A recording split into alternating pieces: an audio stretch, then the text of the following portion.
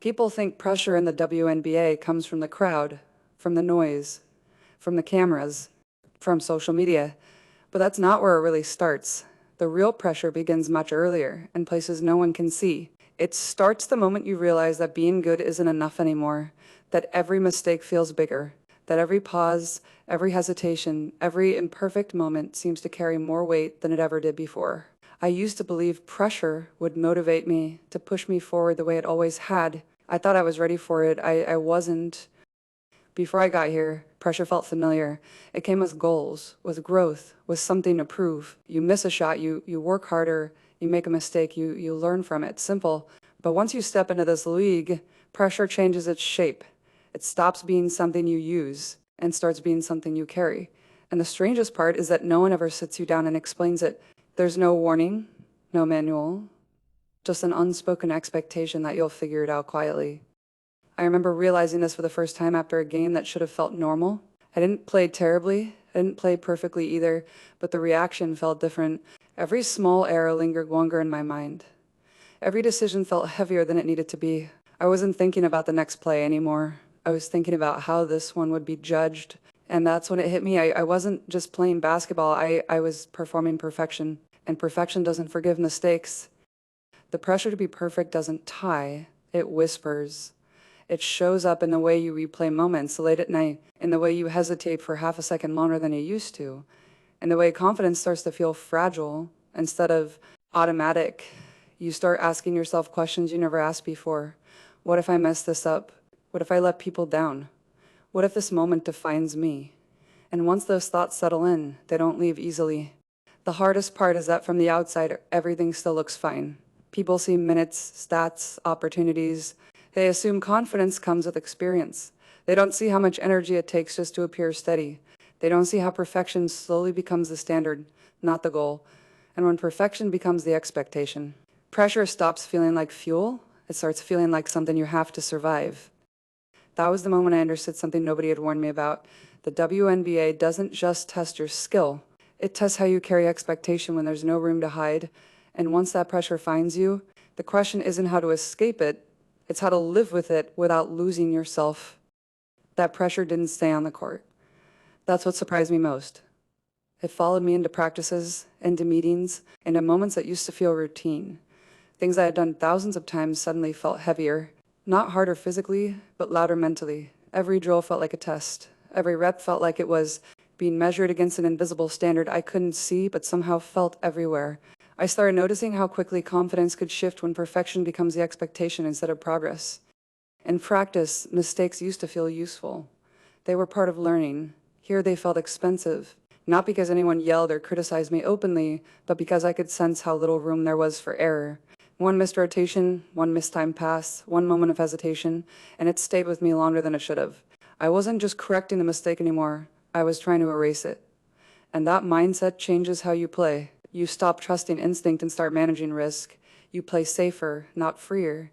And safety, ironically, creates more pressure. What made it harder was watching how effortless others seemed. Teammates who looked calm, composed, unbothered. They moved through mistakes without spiraling. They recovered quickly. I started comparing myself without realizing it. Why does it feel heavier for me? Why am I thinking this much? That comparison quietly fed the pressure, because it convinced me I was the only one struggling to carry it. And when you believe you're alone in something, it becomes much harder to talk about. I also felt the pressure of representing more than just myself. Expectations don't stay personal at this level. They expand. You represent a team, a league, a standard, sometimes even a generation of fans.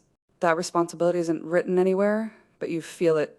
And once you feel it, it's hard to separate who you are from what people expect you to be. I started worrying less about playing well and more about not disappointing anyone. And that shift is subtle, but dangerous, because playing not to fail slowly drains the joy out of the game you love. The pressure to be perfect didn't announce itself. It blended into my routine. It disguised itself as preparation, as responsibility, as maturity. But deep down, I could tell something was changing. Basketball was still my passion, but it was starting to feel heavier than it ever had before. And I hadn't even reached the hardest part yet. I was only beginning to understand what this pressure could do if I didn't learn how to handle it. That's when I noticed the pressure wasn't just affecting how I played, it was affecting how I saw myself. I started tying my confidence to outcomes instead of effort. A good game meant I could breathe. A bad game meant everything felt shaky again. That's a dangerous place to live, because your sense of worth becomes unstable. You're no longer grounded in who you are, only in how perfectly you perform. And perfection at this level is impossible to maintain. I became hyper aware of every detail, my body language, my reactions, how long I stayed quiet, how often I spoke. I was constantly adjusting, trying to fit an ideal version of what I thought a WNBA player was supposed to look like: calm, composed, unshakable. But inside, I was overthinking everything. I wasn't allowing myself to be human. I wasn't allowing space for learning. I felt like I had skipped the phase where mistakes are expected and jumped straight into a phase where mistakes feel permanent. What made it worse was the silence around it. Nobody talks openly about this pressure because admitting it feels like admitting weakness. You don't want to be the one who can handle it, so you keep it inside. You nod, you say you're good. You tell yourself everyone else has figured it out, and you're just behind. That belief isolates you further because it convinces you that speaking up would only expose you. And so the pressure stays unspoken, growing quietly in the background. There were moments when I missed the simplicity of before, when basketball was about curiosity and growth, not expectation and perfection. When mistakes didn't feel like they carried consequences beyond the moment, I realized how much mental energy I was spending just trying to appear steady. That energy came from somewhere, and it was coming at the cost of joy. I was still competing, still pushing myself, but the freedom I once played with was slipping away. That's when I understood something important. Pressure doesn't break you all at once. It wears you down slowly by making you believe that you can't afford to be anything less than flawless. And once that belief settles in, it doesn't just affect your game, it affects how you live, how you rest, how you think, how you measure yourself when no one else is watching. And unless you confront it, that pressure keeps tightening quietly until something gives. The turning point didn't come with a dramatic moment. It came quietly during a stretch where everything felt heavy even though nothing was visibly wrong. I was doing what was asked of me. I was prepared, I was focused, but inside I felt tight. Every game felt like a test I couldn't fail. Every mistake felt like proof that I wasn't meeting the standard I believed was expected of me. And that belief started controlling how I moved through each day. I wasn't playing freely anymore. I was playing carefully, and careful play at this level is exhausting. I noticed how pressure began to follow me off the court. I'd replay games long after they ended, not the good moments, but the ones that didn't go perfectly. I'd wake up thinking about how I needed to be sharper, cleaner, better, as if improvement was no longer about growth, but about survival. The line between preparation and self-criticism blurred, and I didn't realize how far I had crossed it until I felt drained before games even started. What made it harder was the unspoken nature of it all. No one was telling me I had to be perfect. No one demanded it out loud, but the expectation lived in the silence, in the way mistakes are remembered longer than progress, in the way confidence was assumed instead of supported, and because it wasn't said openly, it felt like something I had to figure out alone. That isolation intensified the pressure, because there was no space to admit uncertainty without feeling exposed. There were moments when I questioned whether I was built for this, not because I doubted my ability, but because I doubted my capacity to carry this weight without it changing me. I worried that if I didn't learn how to manage it, pressure would slowly reshape me into someone I didn't recognize, someone who played not out of passion, but out of fear, and that scared me more than any opponent ever could. I started realizing that perfection was never going to give me peace. Chasing it only made the pressure louder, and yet letting go of that chase felt risky. What if relaxing meant slipping? What if easing up meant falling behind? Those questions kept me trapped in a cycle that felt impossible to escape, until I finally understood that something had to change, because carrying pressure this way wasn't sustainable. And if I didn't learn how to redefine it, it would keep taking more than it gave. That realization forced me to pause in a way I hadn't allowed myself to before. I stopped asking how to be perfect and started asking how to be present. It wasn't an overnight change. It was uncomfortable, and at times it felt like I was letting go of control. But control, I realized, was part of the problem. I had been trying to manage every outcome, every perception, every reaction. And in doing so, I had taken myself out of the moment completely. Basketball had become something I was surviving instead of experiencing. I began shifting my focus back to what I could actually influence: effort, preparation, intent. I reminded myself that mistakes didn't erase my work. They revealed where growth was still possible. That simple reframing didn't remove pressure, but it softened it. Instead of viewing every moment as a final judgment, I started seeing it as information, feedback, not failure. And that distinction mattered more than I expected. I also had to confront how much of the pressure was self-imposed. Expectations don't just come from outside. Sometimes they come from the version of yourself that's afraid of disappointing others. I had tied my value too tightly to consistency, to being reliable at all costs. But reliability without humanity becomes rigid, and rigidity makes pressure heavier. Learning to allow myself imperfect days didn't make me weaker. It made me more honest. There were still moments where the weight returned. Games where one mistake felt louder than 10 good plays. Days where confidence wavered again. But now, instead of spiraling, I noticed it. I named it. I didn't let it take over my identity.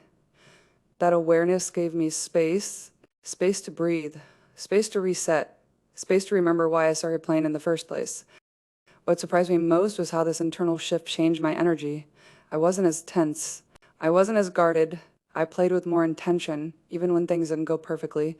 And intention, I learned, is more sustainable than perfection, because perfection demands control. But intention allows growth. And for the first time in a while, pressure stopped feeling like something I had to outrun. It became something I could carry without it defining me. As I leaned into that new mindset, I started noticing changes that weren't loud, but they were real. The pressure didn't disappear, but it stopped feeling like a threat. It became familiar, almost predictable. I learned its patterns, I knew when it showed up, and I knew what it was trying to do. Instead of tightening around it, I let it exist without reacting. That was a turning point, because pressure loses strength when it no longer controls your behavior. I began trusting my instincts again, not perfectly, not fearlessly, but honestly.